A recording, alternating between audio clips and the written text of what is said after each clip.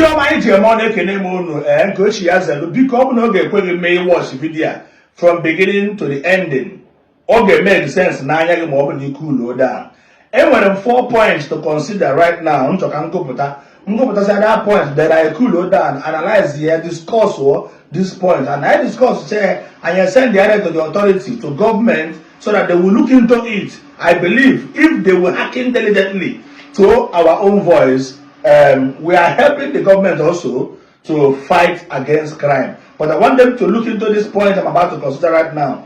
Number 1 point, bụ ọ bụrụ na gọvanọ anyị chịcha bụ gọvanọ Soludo chịcha ọchịcha the second term ọchịcha, and I believe na ọ na-akwụ ndị security ụgwọ well. That is why it's not fight crime. Ọ bụ na ọchịcha the next government na-abata ọ ka ya follow all the footstep of the current this our governor Soludo now.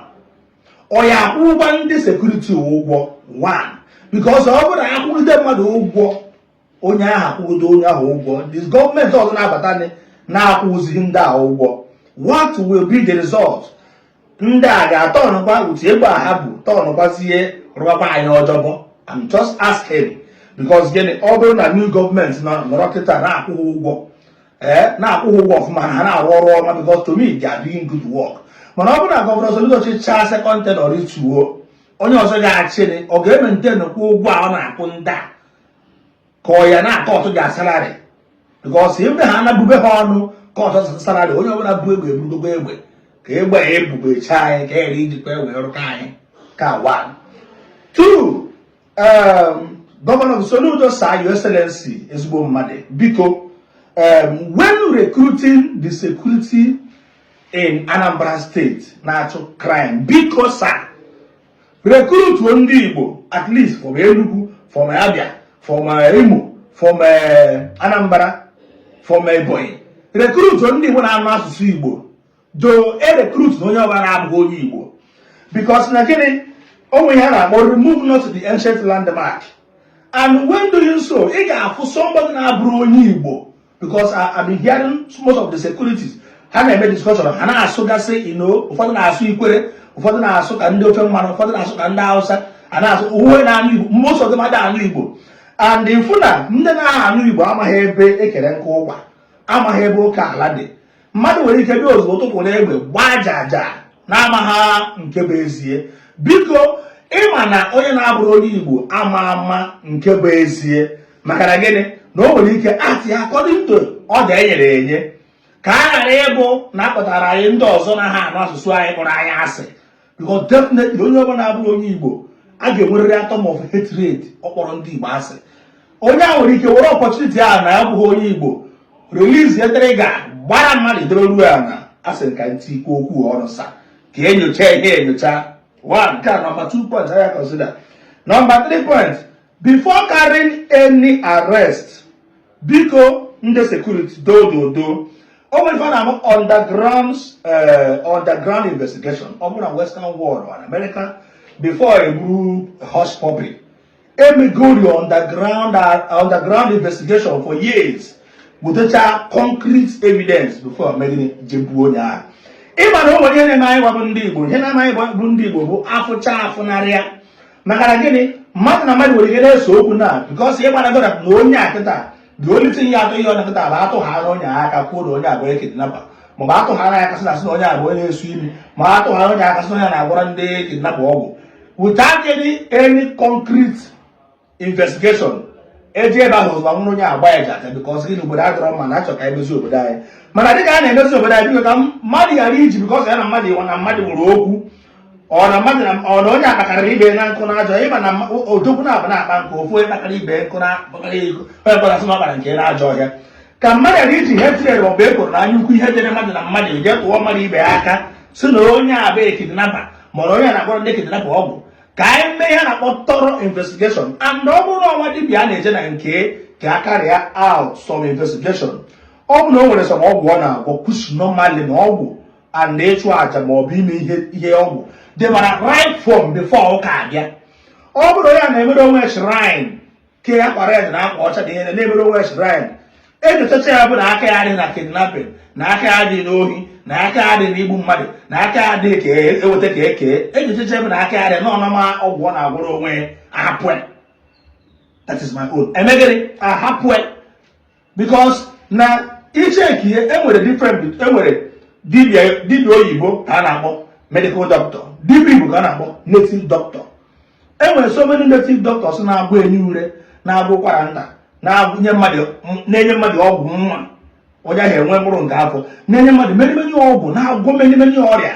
Echekicha onye ahụ bụ na aka ya adịghị n'aka ọcha ata bute, emechaa investigation emegide ka ha hapụ ka onye iro mmadụ ya dịrị eji ịtọ mmadụ aka because onye akpọrọ ya asị ma ọ bụ ebi na ọkpago ego kpakarị ya ego atụ ya aka nwụra ya gbuo ka otu. Ọ bụrụ third point.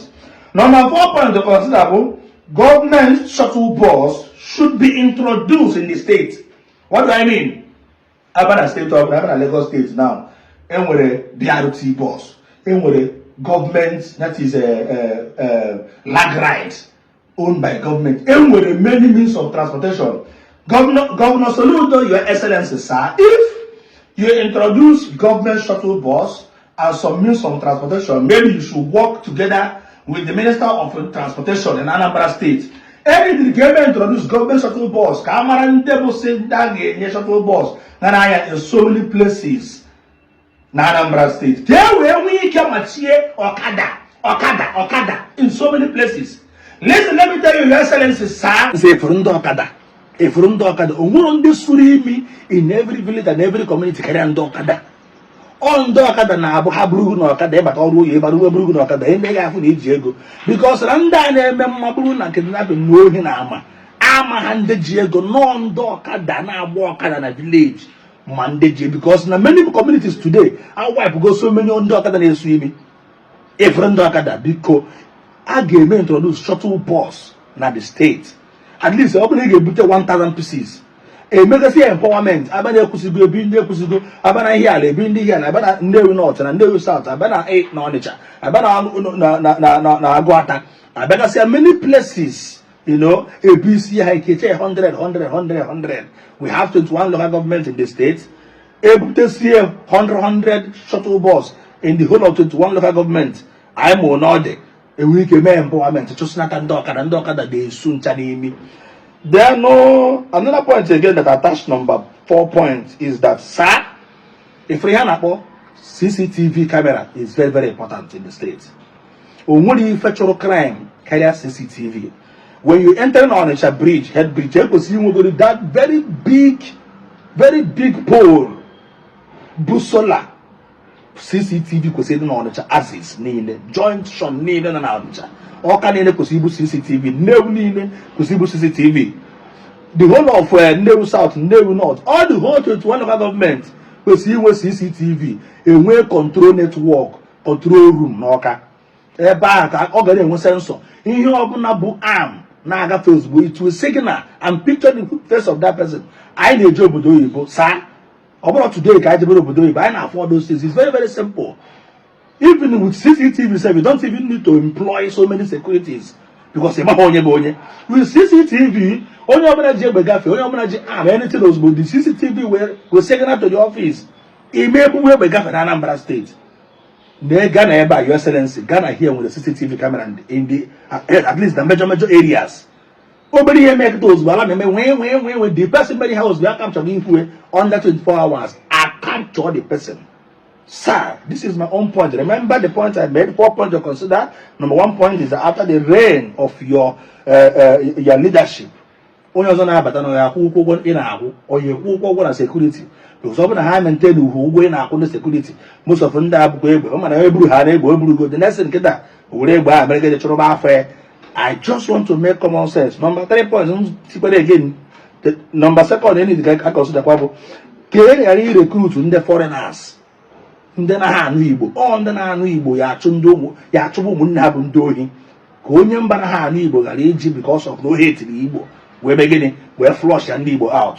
Number 3 bụ before carrying out any arrest, the proper investigation and underground investigation need to be carried on with a proper and strong concrete evidence ka onye kpọrọ mmadụ ya sịghara ije ntụ mmadụ aka bikos na onye a ka enwe ego ọ na onye a ka wee gba mmadụ ọ na onye a akarịgo ego afa ka a ga-eji anya ukwu na ekwuru tụọ mmadụ aka gbuo onye aka ya dị ọcha. Then number 4, government shuttle bus should be introduced in the state. Thank you very much. I just want to make common sense. We're talking about Mr. Jpac, the chief of staff. Udo ga-achị na Anambra State.